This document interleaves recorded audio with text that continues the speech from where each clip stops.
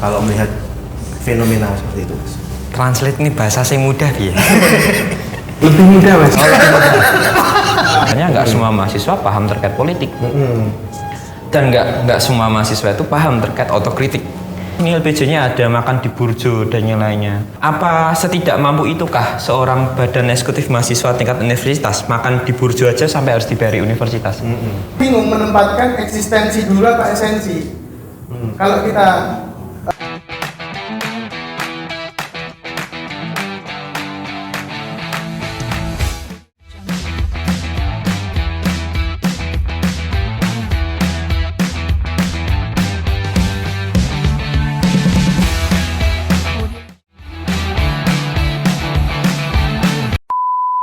Selamat sore Mas Daus, Mas Izzat. Assalamualaikum warahmatullahi wabarakatuh. Waalaikumsalam warahmatullahi wabarakatuh. Salaman sih Ben Afdal. Salaman sih. Wis vaksin lo, Mas? Wis vaksin lo? Oh iya, gitu ya. Sore-sore udan ya, Mas. Mau kan sempat udan terus mimik ngene iki enake bahas sing enteng-enteng ya, Mas. Sing lucu-lucuan lah. Sing apa? yang lucu.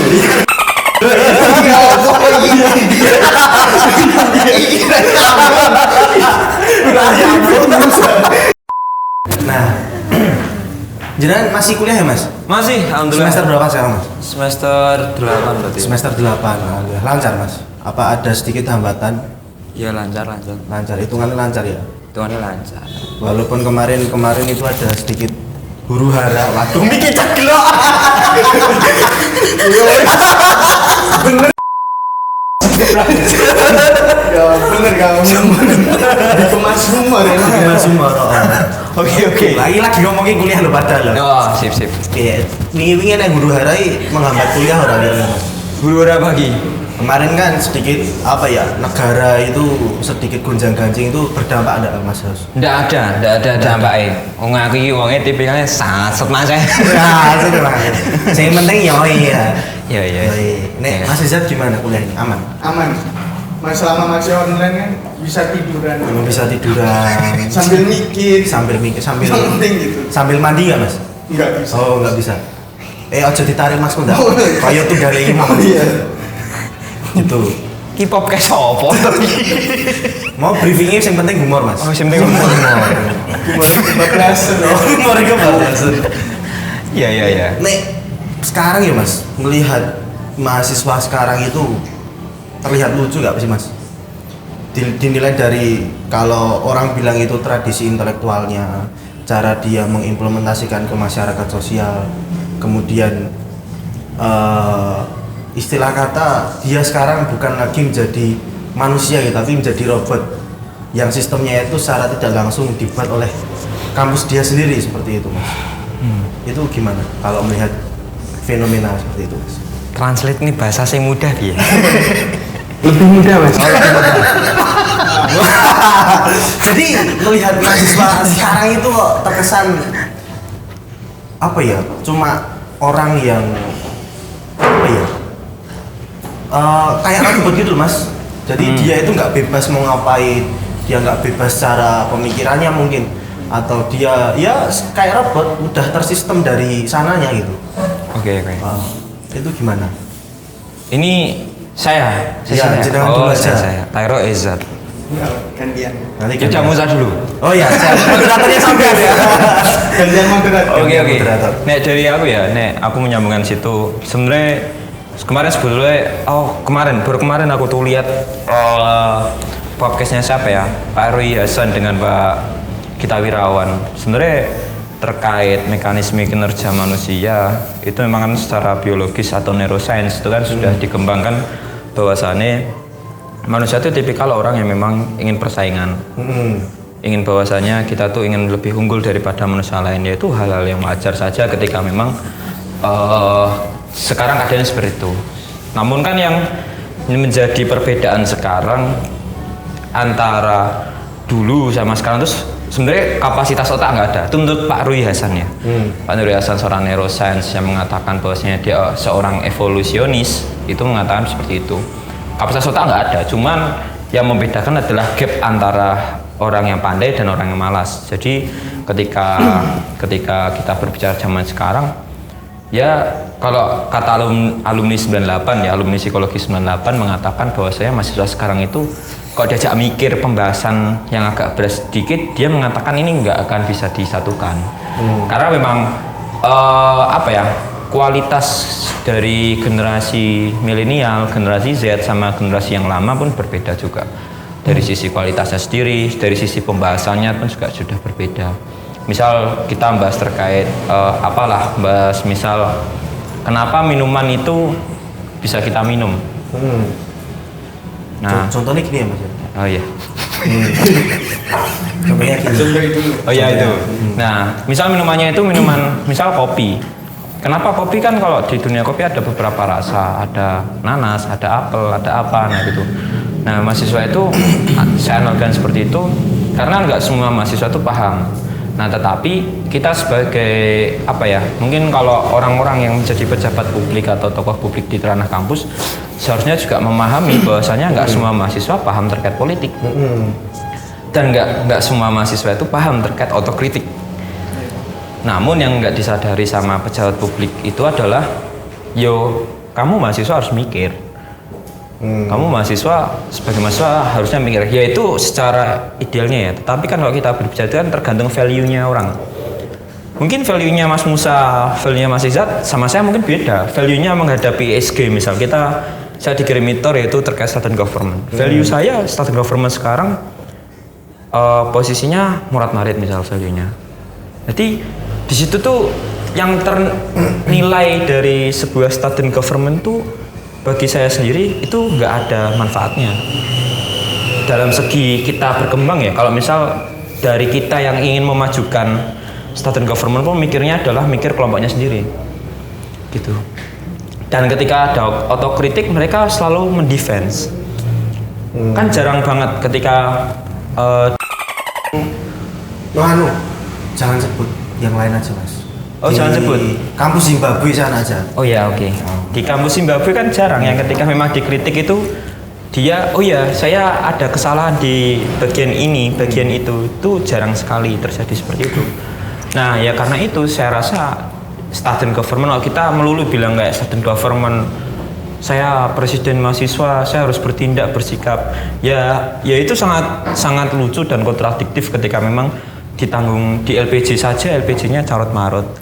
Wah. Di LPJ aja kayak Semhas gitu loh. Nanti bilang saya revisi. Sekelas LPJ itu kan saya revisi itu menurut saya sangat wagu aja sih.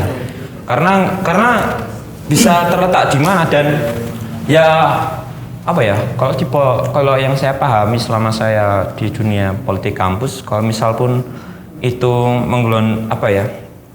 ingin menikmati hasil jerih payahnya kita. Kan ada pernah dengar kemarin aku ya dari adik saya di psikologi itu mengatakan, Mas ini LPJ-nya ada makan di burjo dan yang lainnya. Nah kan itu kalau dari preferensi saya, pandangan saya tuh apa setidak mampu itukah seorang badan eksekutif mahasiswa tingkat universitas makan di burjo aja sampai harus dibayari universitas? Atau sorry Mas mau ngomong. Gimana? Atau memang jika kalau dibayar itu kek kok kalikong ya Mas? Ada obrolan di belakang gitu sama bos burjo nih. Maksudnya? Ya harus dilanjut.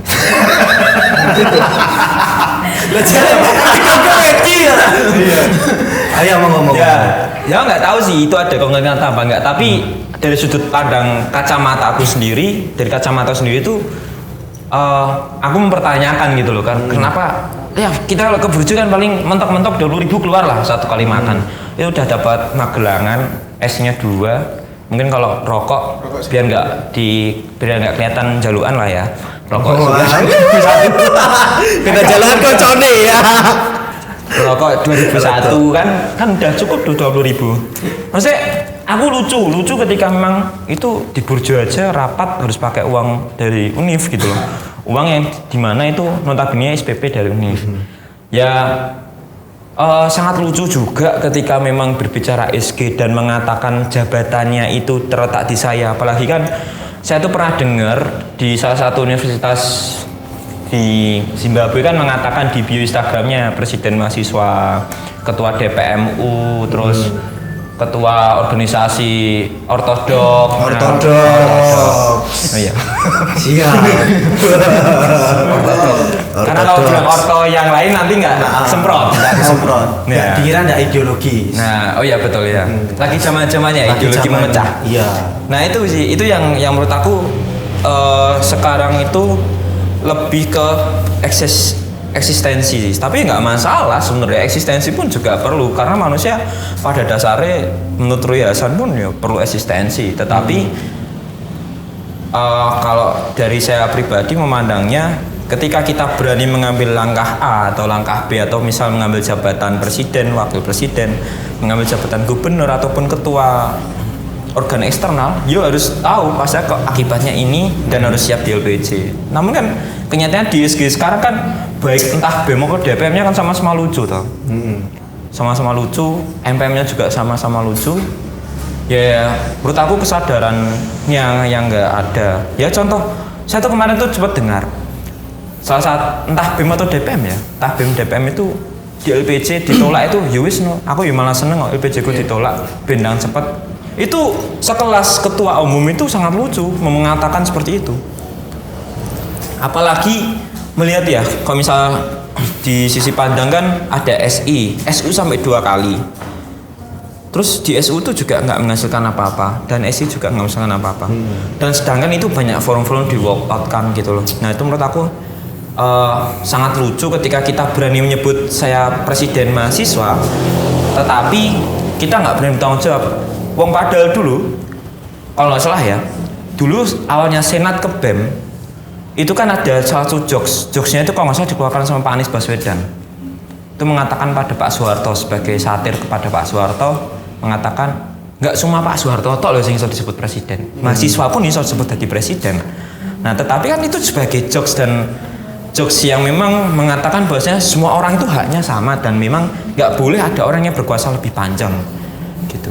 Nah tetapi kan sekarang wis multitafsir. Ya aku mimpin ya aku mau komplotku dewi. Terus aku mimpin ya buat aku sendiri. Namun ketika memang ada tekanan pressure ketika dia salah, Defend. apa namanya kita kompromikan. Nggak semua hal itu bisa dikompromikan di dunia Dengan ini. narasi kekeluargaan. Nah itu. Disesuaikan dengan narasi keluargaan. Warga Cemara. Padahal ya cemara banget ya. Karena nek cemara nang pohon. Iya. Di kanan kulihat saja banyak pohon cemara. Ya. Ada. Iya Raja ada masih. Oh iya. Peranmu apa toh? Aku di sini sebenarnya gantian sih mas. Oh gantian. Oh sip-sipan berarti ini. Sip. Oh iya. Habis ini Nunggu nih sebenarnya. Mau ditanyain nggak? Sebentar. Iya ditanyain ini. Mas Daud sudah. Udah. Satir tadi ya. enggak sih, itu lebih ke pandangan saya terkait kan saya nggak tahu ya kalau ini ternyata itu sesi jokes-jokesan ya, saya nggak tahu. Nah, Dikiranya kan formal gitu ya. dikiranya ya formal ya, diskusi orang banyak terus kita nanti tanya jawab session. Itu pola tradisional. Tradisional masih kita mencoba untuk modern sih ya. Oke. Jadi biar lebih enjoy, lebih enak Oh iya ya, sip. dan gitu. Kalau tadi Mas Daus Raufan, siapa nama lengkapnya Mas? Mas Firdaus Surga. Surga. Oh iya, Mas Firdaus Surga ini tadi dia mengatakan ya Mas Eza Indra. Iya, bahasanya awas kabel. So ada tuh. Tadi sempat apa namanya disinggung soal pejabat publik, terus habis itu dia sedikit bercerita ya, mungkin habis dari Zimbabwe ya Mas, habis jalan-jalan ke sana ya Mas, tahu banget gitu soal Enggak sih, kebetulan lewat. Nah, kebetulan kan kemarin saya mempelajari matkul psikologi perdamaian. Nah, di matkul psikologi perdamaian itu saya diajak keliling ke Ukraina dan Rusia. Nah, kebetulan malamnya ngehek bareng sama Putin. Nah, sama Putin. Ya, terus habis itu Putin kemarin kabar terakhir WA saya itu ngehek saya. Jadi ngehek. Nah, mau kesini tuh kan saya bilang jangan kesini, jangan ke Kopi Bawon Pagi. Nanti diinvasi saya malah. Jadi maksudnya Zelensky ya? Iya, enggak. Zelensky itu temen plek saya main futsal. Oh teman plek. Main futsal. Nah kebetulan main futsalnya kita biasanya di lapangan futsal Fave. Oh, Fave. Nah, Fave. Yang warna pink itu loh, yang warna. Nah, itu. Oke. Tingkat ya, Mas? Apa? Tingkat ya? Tingkat. Itu di lantai paling atas. Di lantai paling Jadi atas. kalau masukin gol itu langsung nyemplung ke bawah. Yang ambil Yang ngambil Maha Kuasa. Kuasa. Oke juga, Mas. Oke. Itu tadi sempat disinggung. Kalau sekarang saya tanya pada Mas Izat siapa? Izat. Sujatmiko. Ya, Izat Sujatmiko. Gimana kabarnya Izat Sujatmiko ini, sehat ya? Alhamdulillah sehat. Alhamdulillah sehat. Tadi dengar juga soal LPG ditolak, makan di burjo, terus juga makan ayam bakar, terus apa ya? Terus seneng apa namanya? LPG ditolak itu mas seneng ya, itu selaku mahasiswa Universitas Zimbabwe sini ya. Itu gimana melihat apa ya fenomena yang melucu dari pejabat publik itu tadi? Oke, ya. Kalau dari saya ya, itu kita lihat dulu ini kita memasuki zaman yang modern ke postmodern, tapi pemikirannya masih konvensional. Artinya ketika modern ini dituntut tatanan itu sudah ada semua, sudah terstruktur semua, tapi pemikiran yang dari konvensional ini masih di bawah itu. Tanpa adanya nalarnya, tanpa kritisnya bagaimana tatanya. Makanya kan banyak di SD juga kan di ADART sering disalahi. Ketika presiden itu itu kan menyalahi ADART. Nah itu karena nggak dikaji mungkin.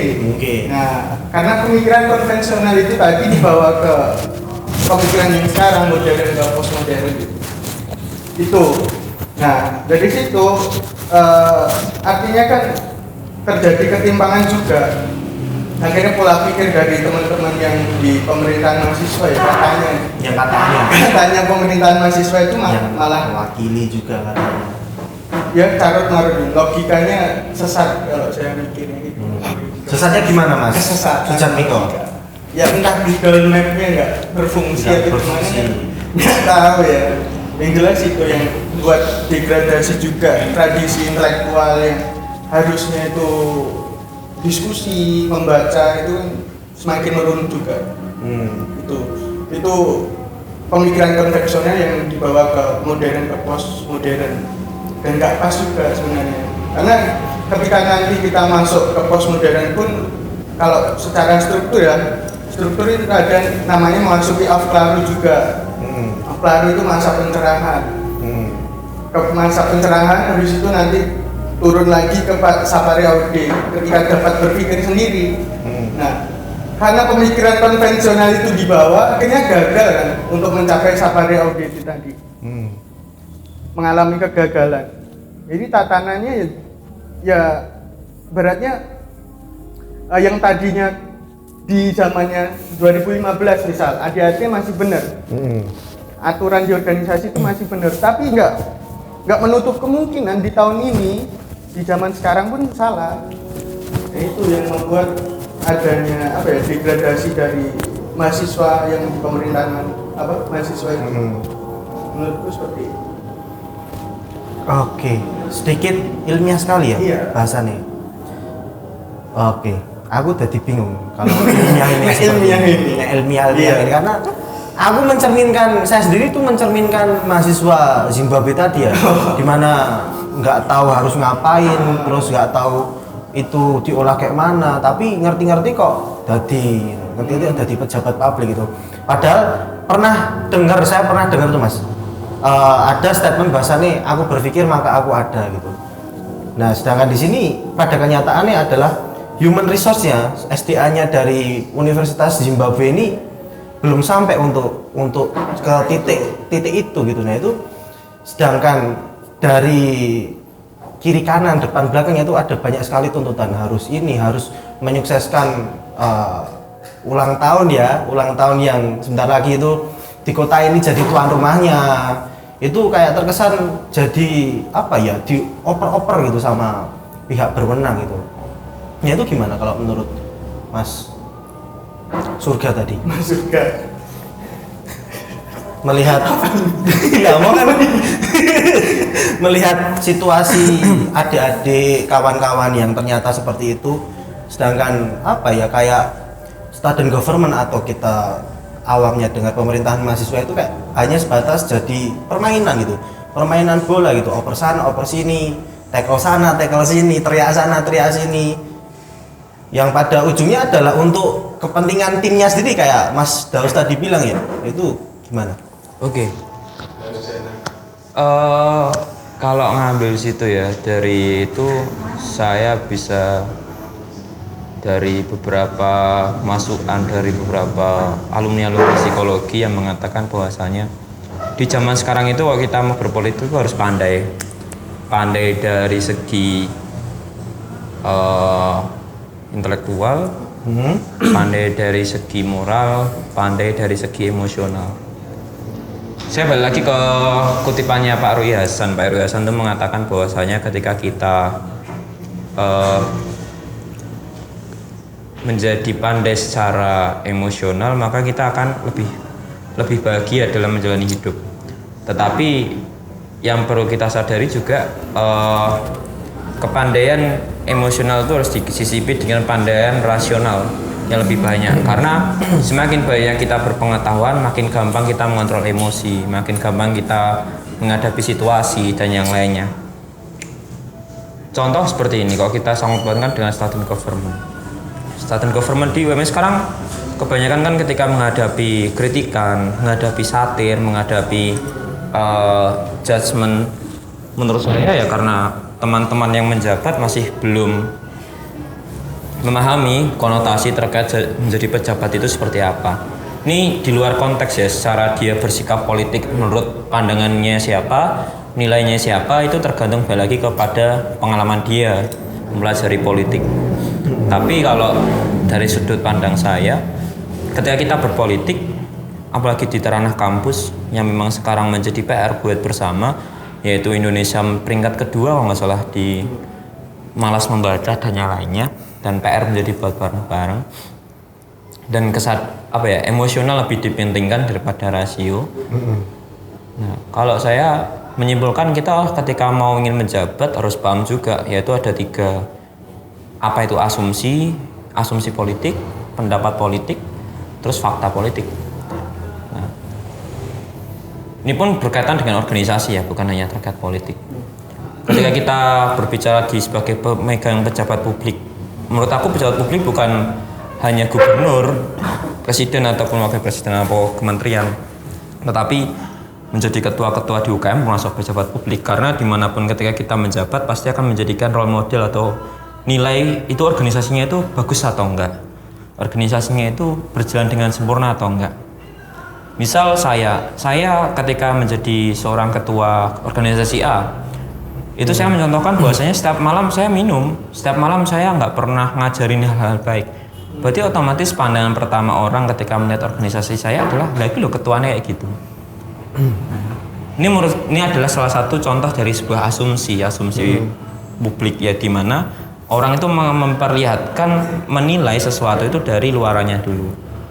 Nah, kebanyakan di ranah mahasiswa, terutama di tingkat kampus yang saya pahami, itu kebanyakan mahasiswa itu masih tergodok terkait asumsi.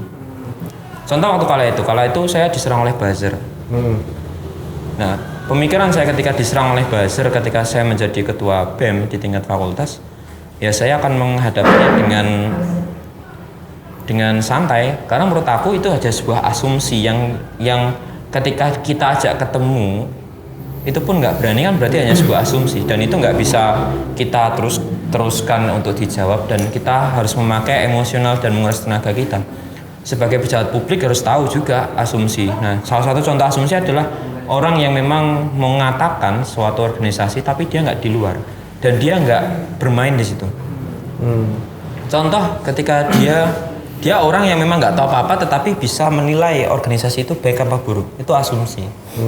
Nah, itu menurut saya hal-hal seperti itu kita nggak usah terforsir terlalu lama terkait asumsi. Ya mungkin ada benarnya, ada salahnya, karena kan benar atau salah tergantung sudut pandang kita itu dari mana dan nilai yang kita ambil itu apa gitu.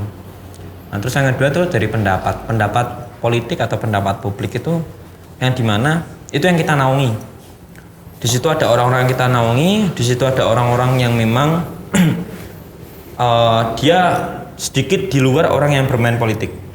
Jadi ada di lingkaran kedua orang yang bisa itu pendapat mengarah ke pendapat kepada pendapat publik ataupun pendapat politik. Contohnya kayak misal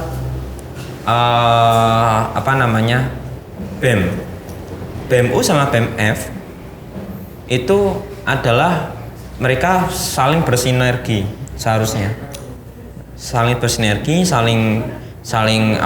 otokritik. Nah itu termasuk pendapat karena dia di luar dari tingkatan BEMU, tetapi dia juga ikut nyemplung.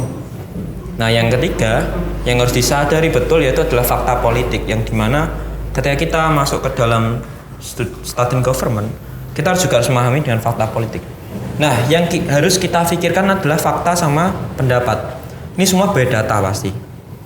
Nah, ketika memang di luar itu adalah asumsi, itu pasti itu hanya dari seling-selingan. Misal Mas Izzat ngomong di BEM Fakultas Psikologi itu kayak gini. Nah itu. Tapi Mas Izzat nggak mengalami. Tapi Mas Izzat dapat data itu dari si A, si B, si C. Nah seharusnya kita sebagai pejabat publik kita harus memahami mana yang bisa kita jawab, mana yang bisa kita hadapi, mana yang harus kita menjawab gitu. Kayak contoh pengalihan isu terkait kemarin, ada saya membaca berita salah satu koruptor itu di Indonesia ternyata dibebaskan, dan penggiringan isunya adalah bagaimana yang artis dari mahasiswa itu ditangkap itu loh, artis private. Nah itu kan banyak sekali asumsi-asumsi publik dan pendapat publik dan fakta publik. Contoh minyak goreng asumsi dari seorang publik adalah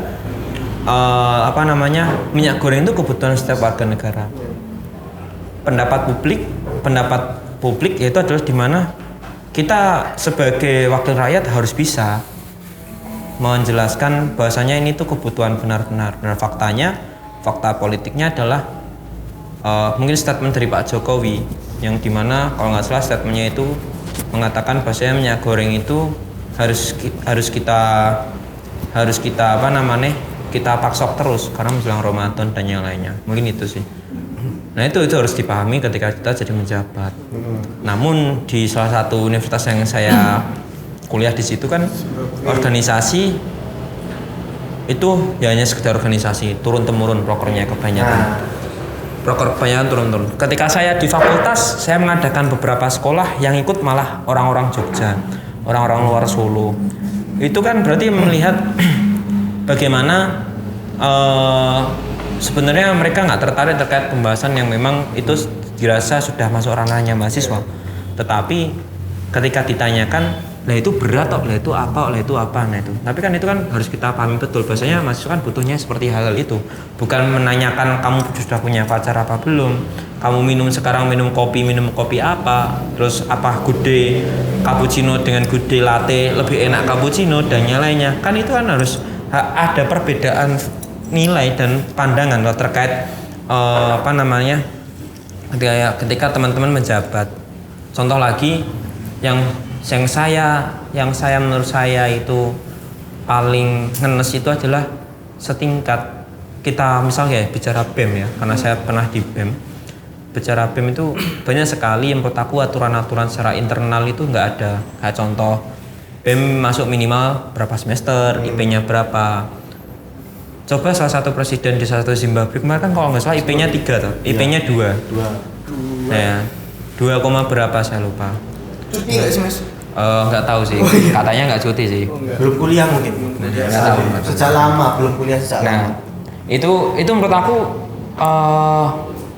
ketika kita berani menjadi pejabat publik, minimal kita harus bisa mencontohkan.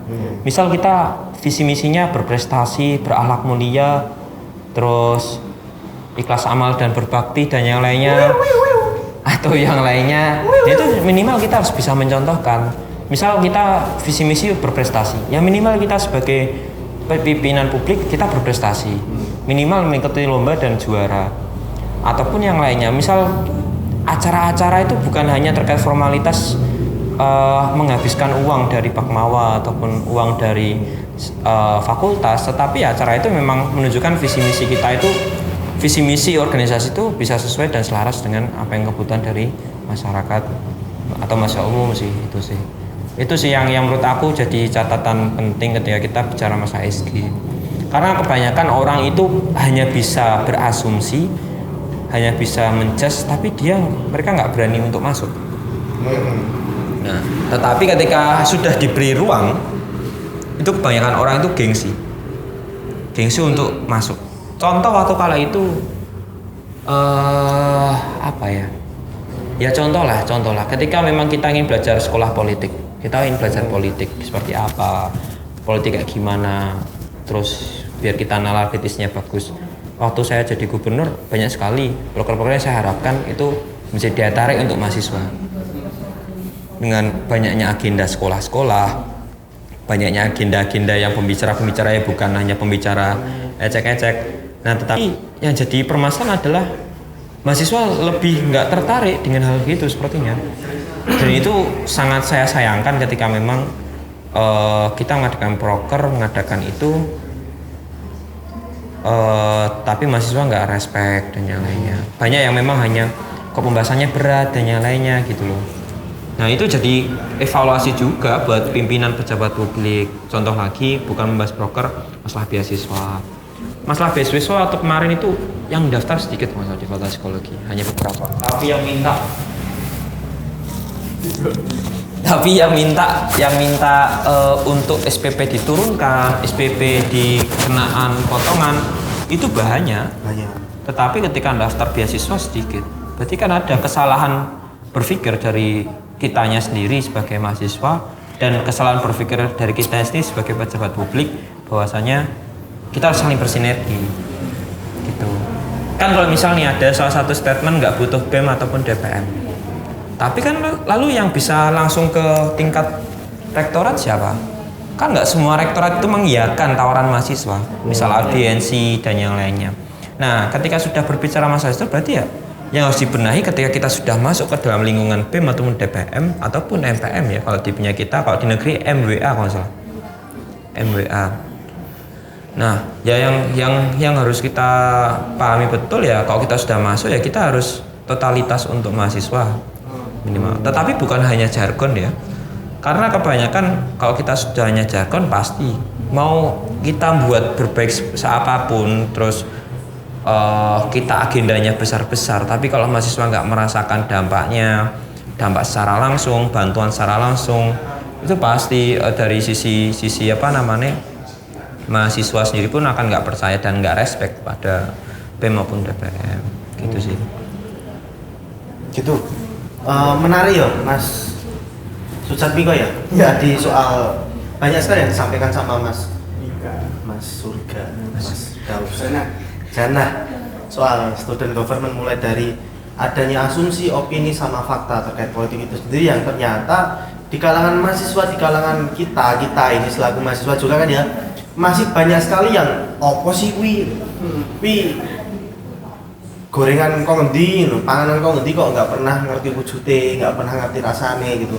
Pun ketika tadi disampaikan juga terkait yang ternyata pemahaman, kembali lagi ya, pemahaman mahasiswa, pemahaman kita selaku insan yang berintelektual, yang berreligius, yang berhumanis juga, itu ternyata belum sampai untuk taraf yang memikirkan itu bukan sebatas program kerja, bukan sebatas kewajiban atau acara seremonial ya, yang dari tahun ke tahun pasti itu aja tanpa tahu bahasanya ini itu esensinya apa gitu. Tapi lebih dari itu, bahasanya kerja seperti ini, kalau teman saya yang kacamata di sana itu pernah bilang bahwa yang seperti ini itu merupakan kerja langit gitu. Kerja yang tidak ternilai gitu, tapi kenyataannya rodok kontradiktif. Kalau menurut Mas Sujatmiko sendiri gimana?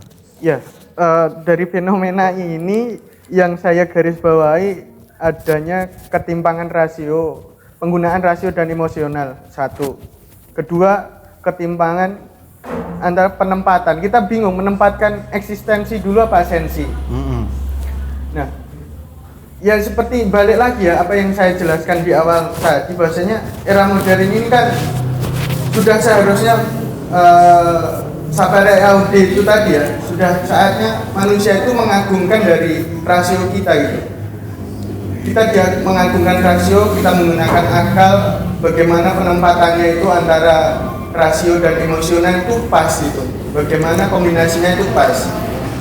Dan sebelum ke Sapere Aude tadi dapat berpikir sendiri mengagungkan rasio dan penempatan rasio dan emosional itu pas, itu ada yang namanya penghapusan adat. Adat itu harus ditinggalkan kalau di era modern postmodern seperti harusnya seperti itu. Dan akhirnya outputnya itu tadi kan kita bingung menempatkan eksistensi dulu apa esensi. Kalau kita masih menganut adat yang dulu masih bis dibentuk dan sebagainya tanpa kita ini sebenarnya digawe iki nggopo, ini sebenarnya dibuat untuk apa gitu kan, kita bingung. Dan ketika kita mengikuti, artinya kita eksistensinya doang tanpa esensinya itu kita tidak tahu secara mendalam gitu apa yang akan dibawa. Itu jadi apa ya? Outputnya pragmatis sekarang. Kalau di era sekarang tapi kita masih membawa pemikiran konvensional yang lalu itu jatuhnya ke pragmatisan ya. Disusul lagi tadi yang sempat disinggung terkait student government yang dipontang-panting sana sini. Ya mungkin dari nggak tahu ya, ini pihak birokrasinya baik di fakultas ataupun sampai universitas itu seperti apa pengambilan sikapnya. Karena student government yang ideal kan tidak hanya dari mahasiswa ya betul, mungkin dari mahasiswa oleh mahasiswa untuk mahasiswa, tapi kan peran sivitas akademik di situ kan ada terus. Bagaimana menempatkan sebuah aturan, bagaimana ya kurikulum lah ibaratnya seperti itu kan, karena ada tatanan itu tadi. Itu yang menjadi momok sampai sekarang, bagaimana degradasi ini semakin kuat ini. Degradasi tradisi intelektual semakin kuat, kemudian organisasi itu sangat disayangkan juga. Mungkin yang biasanya organisasi kan naik dari misal mau naik ke BEM sama DPM kan biasanya lewat organisasi itu. Karena dia pengen eksistensi doang ya akhirnya kan aku tak memiliki lah, aku pengen bisa munggah tanpa dia tahu menetapkan tujuan pada dirinya itu seperti apa gitu. Dan ini saya rasa sivitas akademik ini tidak tahu ini di atas sedang tutup mata, tutup telinga atau seperti apa, kurang tahu ya. Yang jelas kalau keadaannya seperti ini perlu dipertanyakan juga, ini birokrasi kampus yang terpilih itu dulunya seperti apa dia, apakah punya pengalaman seperti kita juga yang di organisasi, apakah beliau-beliau itu juga punya ya ibaratnya sudah merasakan asam garamnya di organisasi itu seperti apa, dinamikanya di organisasi itu seperti apa gitu. Supaya ada cerminan lah, ada cerminan dari birokrasi kampus itu tahu yang dirasakan ketika mahasiswa itu di satu dinamika seperti ini tuh gimana jalan tengahnya seperti ini. Ini yang perlu dipertanyakan sebenarnya. Dan akhirnya kan kepontang-panting dari situ. Itu sih dari saya. Mungkin saya juga sedikit bertanya ya. Bahasanya kalau tadi di jajaran Mas Sujatmiko tadi menanyakan terkait di jajaran atas itu orang-orangnya seperti kita yang dari bawah gitu. Kalau saya lebih menanyakan di jajaran atas itu apakah masih mengedepankan jargon perjuangan abadi ya dengan kepalan tangan kiri atau seperti apa masih memperjuangkan jargon agamis pinter sama sosial kemasyarakatan gitu. Soalnya jika dilihat dari turunannya mahasiswanya aja seperti ini, kemudian terkesan dioper-oper carut marut tadi ya patut dipertanyakan perjuangannya itu masih abadi nggak gitu. Perjuangannya masih abadi nggak? Sama ya melihat kondisi seperti ini juga timbul satu pertanyaan, bahasanya apa sih student government itu? Jika melihat tadi statement dari Mas Sujatmiko sama Mas Surga tadi, sebenarnya student government itu kalau dilihat dari kacamata mahasiswa umum tuh mereka melihatnya itu seperti apa gitu? Apakah mereka hanya melihat bahasa nih elemen-elemen dari student government ini hanyalah budak proker, ataukah menjadi event organizer? Apakah benar-benar suatu kelas sosial, strata sosial yang dia itu benar-benar kerja untuk masyarakat, benar-benar mengabdikan untuk masyarakat, untuk rakyatnya, untuk orang lain di sekitarnya? Apakah memang orang-orang yang ada di student government ini, kalau kata kawan saya orang Wonogiri sana, dia belum merdeka karena dia belum selesai dengan dirinya sendiri? Gimana menurut Mas Surga terkait apa sih dari student government itu kalau dilihat dari kacamata rakyat? Oke. Itu tadi yang saya katakan tadi mengenai 3 catatan penting kalau kita mau masuk ke dunia politik kampus. Dari asumsi, pendapat, sama fakta. Itu harus bisa membedakan terlebih dahulu sebelum kita masuk ke ranah student government atau tata kepemerintahan kampus. Karena kalau kita nggak bisa membedakan itu, pasti yang paling didahulukan pasti emosionalnya, dan emosional itu emosional negatif, pasti rasionya pasti akan diterakhirkan dan pasti akan lebih ke kepentingan pribadi daripada kepentingan umum. Nah, cuman apa ya yang perlu kita resapi bersama-sama adalah kita tuh jarang terbiasa dengan namanya berkolaborasi dengan penuh. Maksudnya misal kita sama-sama punya tujuan yang bagus, kita sama-sama punya tujuan untuk memajukan mahasiswa umum, mensejahterakan ke mahasiswa umum. Nah, tetapi kebanyakan ketika kita banyaknya tujuan dan banyaknya kesamaan tujuan, banyak sekali memang yang memikirkan, dan terus aku capek-capek kayak gini ngapain? Selagi manusia memikirkan dirinya sendiri, maka dia tidak akan kenyang ketika memang mendapatkan segala apapun. Itu saya dapatkan di mana ya, saya lupa. Intinya kalau misal kita selalu memikirkan bagaimana egoisnya diri kita terhadap manusia yang lain, maka segala kebaikan apapun nggak akan masuk ke dalam diri kita sendiri. Karena yang hanya kita pikirkan adalah kepuasan diri kita, bukan orang lain.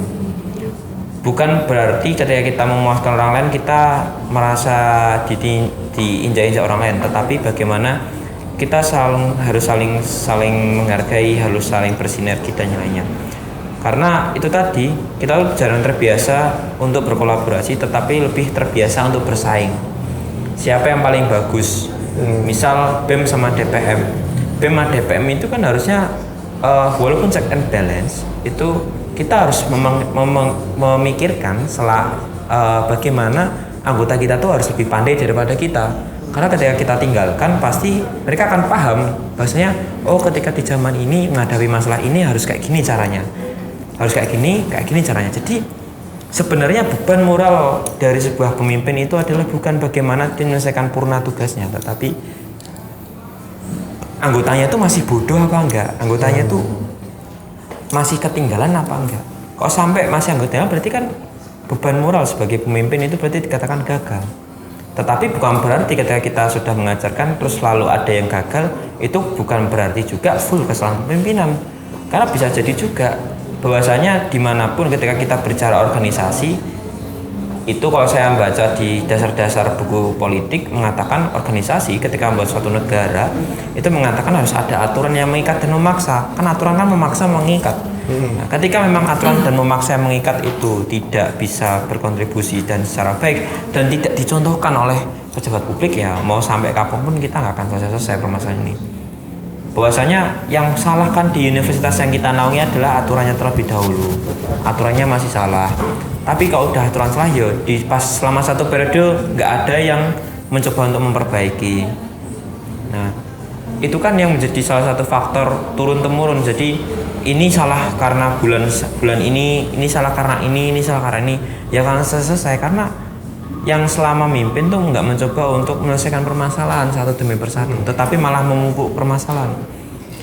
Nah, kalau orang terus berpikiran bahwasanya aku udah maju capek-capek, aku udah meluangkan waktuku untuk lulus, tapi aku nggak dapet apa-apa, ya aku nggak care. Tapi menurut aku selama saya belajar dari mimpin di fakultas, itu ya kalau kamu udah diamani sebagai pejabat publik, setidaknya itu harus ada berapa persennya kita untuk mahasiswa umum. Jadi nggak boleh ke diri kita sendiri.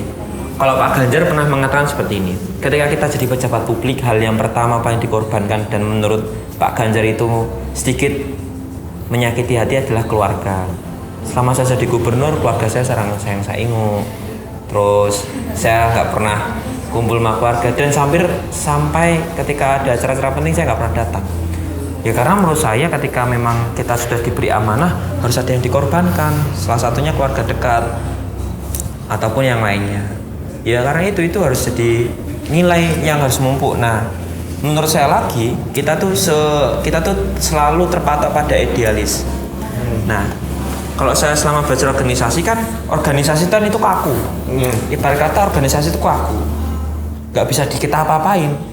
Nah, kaku kayak gelas. Nah, tapi kita tuh harus bisa kayak air. Tapi bukan berarti ngikuti air. Yang kaku tuh organisasinya aja. Kitanya harus fleksibel. Tapi bukan berarti kita mencari pembenaran ketika kita ingin melakukan sesuatu. Tetapi ketika memang itu sudah kaku, kita buat se-fleksibel mungkin biar berjalan dengan baik gitu. Misal contoh, kita buat salah satu kopi susu lah. Kopi susu kan ada takarannya. Kopinya berapa, susunya berapa, gulanya berapa. Itu pasti ada takarannya. Nah, itu pun kalau kita jadi pejabat publik harus juga kayak gitu.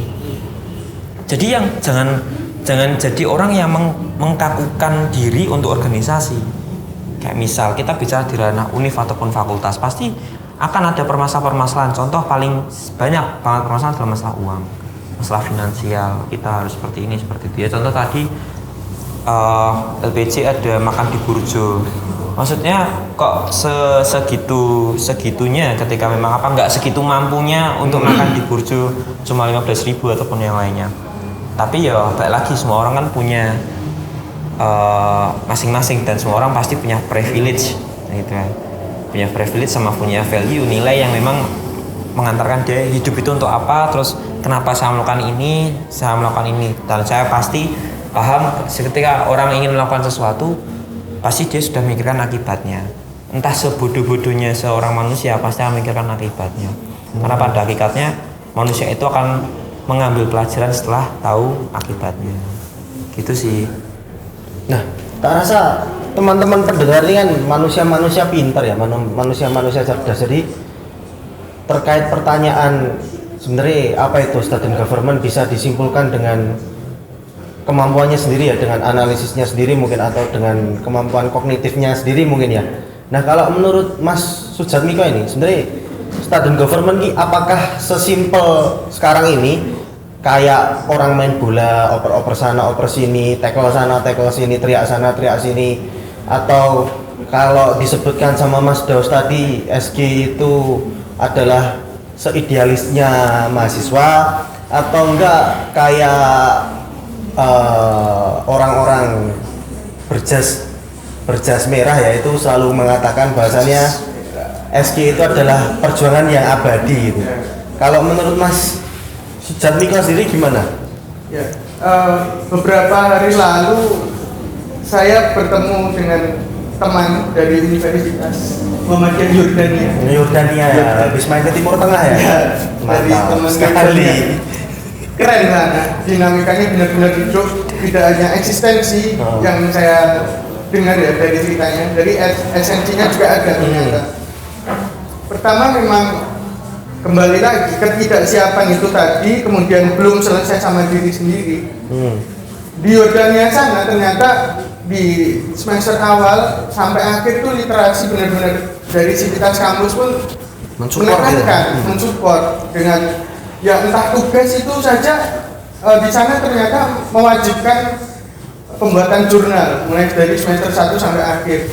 Dan di kuliah saya nggak ada gitu. Ngajar aja itu mungkin seminggu ada cuma 2 kali pertemuan, dan itu yang membuat literasi atau tradisi intelektual itu kan mengalami degradasi. Itu tadi yang menyebabkan saya rasa ya kita belum selesai dengan diri kita sendiri, kita belum selesai dengan apa yang seharusnya kita pikirkan, seharusnya kita berperan apa seperti itu di situ. Yang mahasiswa yang katanya agent of change, kemudian social control, moral value, iron stock dan sebagainya itu saya tidak tahu apakah mahasiswa itu benar-benar sudah memahami apa isi dari itu sebenarnya. Yang jelas seperti itu. Akhirnya kan dari situ ketika kita belum selesai, terus indeksnya literasi juga terganggu, tradisi intelektual terganggu, ya student government nggak akan berjalan secara ideal. Kepragmatisan saja dan eksistensi saja yang dicari. Yang tadi kasusnya itu Pak Selpejan juga saya hadir di situ kebetulan ya, bisa di keuangan itu tadi yang makan dibujuk, kemudian dari DPM-nya sendiri tidak siap dengan lembar LPJ-nya sendiri yang padahal itu menjadi klimaksnya, dan ketika pulang keluar dari kelas dengan bangganya bilang sip sesuai setting. Wah, ya itulah belum siap, maksudnya belum selesai dengan diri sendiri, itu yang menyebabkan ketidakstabilan dari SD ini sendiri. Menurut saya gini. Ya ini masih berapa menit ini? 10 menit? Apa 10 hari? Oh 10 menit. Nggak sholat mas. Aduh. Oh iya, maghrib. Berarti ini mau maghriban ya? Yoi. Satu pertanyaan lagi untuk kedua kawan-kawan nih. Tadi yang satu dari Zimbabwe, yang satu dari Yordania ya. Sama-sama dari Timur Tengah ya. Satu pertanyaan yaitu jika melihat dari apa yang ada di istilah kata gelas ini ya. Gelas ini tadi kalau disinggung soal kekakuan, terus ternyata di dalamnya itu tidak fleksibel juga. Wes orang fleksibel, orang ngerti kudu ngopo, nggak rampung dengan permasalahannya sendiri pun jika dilihat ditarik garis secara linear ke lingkungan masyarakat ke teman-temannya, ternyata si manusia ini, si air ini ternyata belum paham terkait apa esensi. Yang dipahamkan hanyalah soal ketika aku masuk ke dalam gelas ini, ketika aku masuk dalam wadah yang sama-sama kita sepakat sebut dengan student government ini, maka aku akan eksis, maka aku akan hits gitu, maka aku akan banyak dikenal oleh orang tanpa dia paham sebenarnya timbal balik ataupun sebab akibat dari keputusannya dia itu. Lalu jika kondisinya seperti ini, belum lagi ditambah dengan makan di burjo, LPG yang dipercepat, ditolak itu dia malah selesai dan lain sebagainya itu. Lalu satu pertanyaan yang mungkin disampaikan akan ditanya oleh warga-warga ini ya, warga-warga ini daerah mana mas? Warga daerah di Norwegia Lor akan menanyakan bahasanya SG ini mau diapakan dan akan diapakan. Seharusnya diapakan mungkin seperti itu. Ya kalau saya pengen seperti itu balikin ke mahasiswa umum. Balikin ke mahasiswa umum kan? Karena gini ya, karena ketika kita dari pemimpin itu sudah tidak mampu untuk memimpin. Su kan pernah bilang bahwasanya segala apapun ketika jadi pemimpin, ketika nggak bisa, masyarakat sudah tidak percaya, balikan saja ke alam. Maksud dari konotasi alam yang saya pahami adalah balikan ke orang yang lebih luas, bagaimana dia menentukan nasibnya sendiri gitu. Bagaimana ketika di Cina itu kan pernah ketika dia mau keluar dari kekaisaran Cina, saya lupa kekaisarannya siapa, Su sempat ditarik mau kemana, Mbak Guru gitu. Terus Su mengatakan saya mau pergi, di Cina sudah tidak kondusif. Terus habis itu coba berikan saya sebuah buku yang bisa saya pelajari ketika Anda pergi. Lalu Su menulis buku, kita kenal dengan Stoikis, dengan Stoa itu. Lalu setelah itu Su menuliskan ketika menjadi pemimpin itu, ketika kita nggak bisa memimpin suatu wilayah atau kelompok, ya sudah kembalikan ke masyarakat, kembalikan ke alam. Tapi ketika memang ini masih belum, ini baik lagi menurut aku kesiapan dari seseorang untuk memimpin. Karena kalau orang hanya memikirkan eksistensinya saja, terus memikirkan wah nanti aku kayak gini di pimpinan, terus ternyata nggak semudah itu dan yang lainnya, dan orientasi pemikirannya dia hanya sebuah materialistik, maka nggak akan bisa berkembang. Karena saya pernah waktu itu nggak salah baca dapat materi psikologi politik. Psikologi politik menjelaskan bahwasanya di sini ada 3 linear yang dimana terus di buku Slow di Great Minto dijelaskan bahwasanya manusia itu akan seimbang kalau pakai segitiga. Nah, segitiga yang sini adalah yang paling kanan adalah material yang sesuai dengan kebutuhan kita, yang di sini adalah diri kita sendiri, lalu paling atas itu adalah Tuhan. Nah, kalau kita bisa seimbang antara material sama diri kita sendiri, maka kita akan lurus, maka akan seimbang segitiganya. Kalau ada salah satu yang segitiga yang lebih berat, maka segitiganya nggak akan seimbang, maka bisa jadi bukan segitiga. Maka bisa jadi nggak simetris lagi terkait pembahasan terkait itu segitiga atau enggak gitu loh. Maka dari itu kita harus seimbang semuanya, dan yang bisa saya simpulkan adalah ketika kita berani mengatakan iya dan siap menjadi pemimpin itu, maka jangan sampai kalian itu hanya mementingkan bahwasanya kalau aku jadi pemimpin aku akan berkuasa seenakku sendiri dan yang lainnya. Tapi di pikiran yang selalu saya tanamkan adalah ketika saya jadi pemimpin, saya akan dipertanggungjawabkan di akhir. Nah, ketika saya mimpin itu saya menaungi beberapa orang banyak. Nah, dari orang yang banyak itu, kalau bisa itu mereka harus lebih pandai daripada saya. Karena kalau kita percuma kita memimpin 1 periode penuh tetapi orang yang di sekitar kita nggak merasa pandai, bukan nggak merasa pandai, tapi mereka setidaknya bisa secara emosional, secara nalar itu bisa jalan dengan bareng. Nah, karena kalau nggak bisa, karena kan kok Jawa kan paling penting adalah kita harus bisa merasa, tapi jangan merasa bisa. Nah, itu kan harus jadi catatan penting juga. Mungkin itu saja. Kalau dari Mas Satmiko ini? Ya, SG sebagai student government, sebagai pelembagaan mahasiswa, sebagai yang diharapkan menjadi penyambung lidahnya dari mahasiswa umum ke pihak birokratnya. Kan katanya SG itu sebagai miniatur negara. Tapi saya mengartikan lebih pada laboratorium itu. Kalau miniatur kan maksudnya kalau kita melihat negara sekarang kan bobrok juga, banyak pemimpin yang korupsi dan sebagainya. Apakah akan kita mencontoh hal demikian? Kan tidak. Tapi kita sebagai laboratorium di mana diharapkan peran mahasiswa yang jadi agen of change, Ehrenstock dan sebagainya itu bisa terwujud itu. Dan laboratorium, isi laboratorium itu kan banyak, ada alat, ada bahan, bahkan SOP itu sudah nempel di tembok gitu. Nah, alat ini saya menganalogikan sebagai lembaga di bawahnya mungkin BEM-DPM itu tadi ya, HMP, UKM itu sebagai alat. Kemudian bahannya ini mahasiswa. Kemudian SOP ini harusnya dari Sivitas. Nah, ketika bahan ini pengen dijadikan sebuah ramuan yang bermanfaat, ramuan yang menyehatkan dan sebagainya, artinya alat ini kan yang berperan. Ketika alat ini rusak, tidak dikalibrasi, tidak divalidasi dulu, apakah akan akan stabil gitu? Apakah akan outputnya itu memberikan sebuah ramuan yang baik? Kan tidak juga.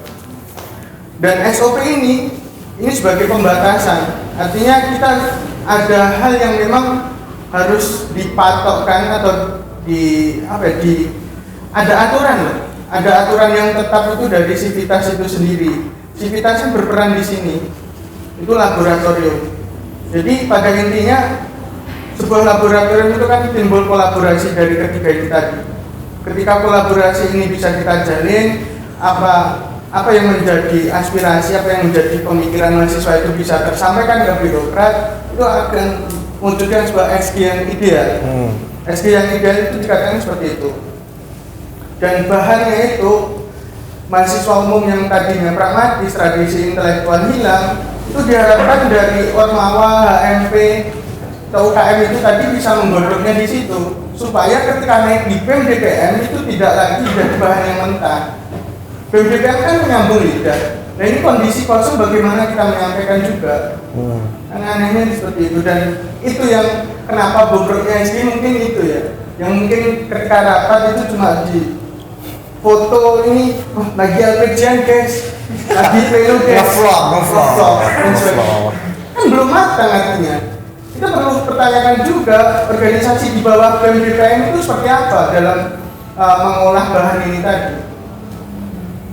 Itu mungkin terkait SD.